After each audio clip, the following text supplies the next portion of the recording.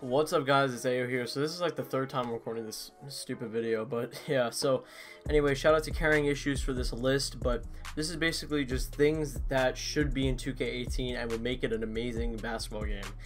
And I mean, honestly, personally, guys, I want you guys to leave your favorite 2K down below, okay? Leave your favorite 2K. Personally, mine is either 2K11 because of the crew mode, which is amazing, or 2K13.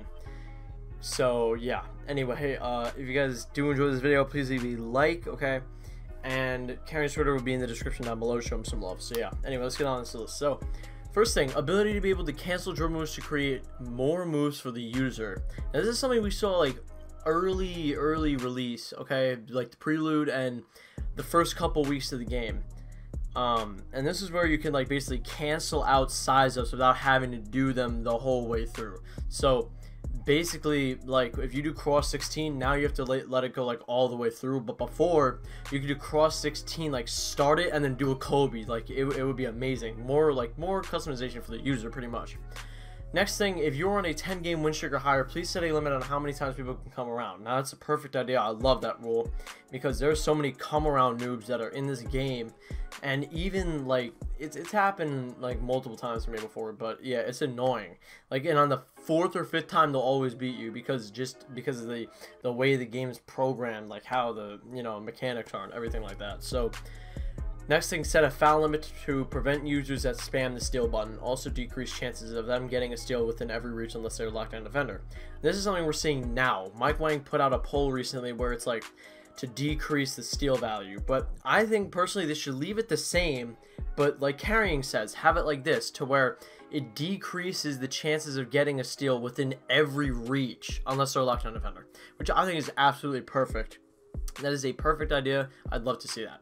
The next thing, which is what I've been wanting since we first saw parks back on 2K14 Next Gen, which was to add new parks. Obviously, we need new parks, guys. We can't just recycle parks. With 1v1 courts and multiple 2s courts at each park instead of just one. And I think that's a beautiful idea. It's a perfect idea. I want 1v1 courts in the game. Obviously, they're going to have to like decrease the, I'd say, maybe increase the score or decrease the rep gain by, because that can lead to a lot of boosters, just saying. Make stage playable every day and increase the amount of 2s courts in the 500 court. Basically what he's saying is make like the 500 court 10k and make more 2s courts because there's only two 2s courts. So yeah, I think that's a perfect idea. I would play this game a lot more if there was stage every day, but it's during the weeks when I'm usually busy. So yeah, unfortunately. And then allow users to incorporate their own dribble maneuvers to avoid repeated moves being used. Like basically to, like instead of a Kobe size up, like you would have a part of a Kobe size up, but you could also have like a Kyle Lowry size up. Like, mixing up size ups together to make one OP size up. I think that's amazing. It's a perfect idea. And then to make monthly park/pro-am/my team tournaments within YouTubers to bring more entertainment, fun, and competitiveness to the game. This is absolutely a brilliant idea, and we already kind of see this with like the whole YouTuber showdown. But if 2K actually schedules it so it actually happens like every once in a while, that would be perfect. Like, that's an amazing idea. And then to make SS3s and SS4 be able to design their own mascot and or skateboard as they please. Now, meaning basically that you could mix and match, mascots. You could have like a Bulls mascot head with like an Orlando Magic body. Like, it would be I've wanted that this whole like ever since they dropped, the mascot thing. I think it was 2K16 or no, 2K15 was having mascots, but yeah. So ever since then, I've wanted it to be able to be, mix and match and all that stuff. So that would be pretty cool. And then bring an end of the year tournament for Park, which will result in a grand prize being rewarded. So, not just like get legend and be immortalized next year. Like, we have to have some incentive to be able to play the game the entire year out to have fun other than grinding Park, which is obviously, we know it gets really boring. And the next thing, make double rep more significant by making it weekly due to a lack of receiving it. And I think this is brilliant because right now, as we see, because there have been times where honestly, I've been busy during the times double rep has been going on, which I didn't get a chance to do. I did like the first one, but then the second and third, I think we've had 3 or 2, I forget. But the other whatever times, I've not been able to do it just because of how I'm busy. But yeah, Next thing, let YouTubers that have a certain amount of subscribers have a verified symbol by their gamer tag or PSN. This is absolutely amazing. I think they should incorporate this because we only see that kind of stuff with NBA players. Like they have an NBA logo next to their name, or if it's a celebrity, we see like their own face scan, you know, that kind of stuff, like their own unique one. But in terms of like something that everyone could eventually get, and they could have an incentive for playing the game, and on top of it, it's good for 2K because the YouTubers at the end of the day are promoting this trashy game, so it would be perfect.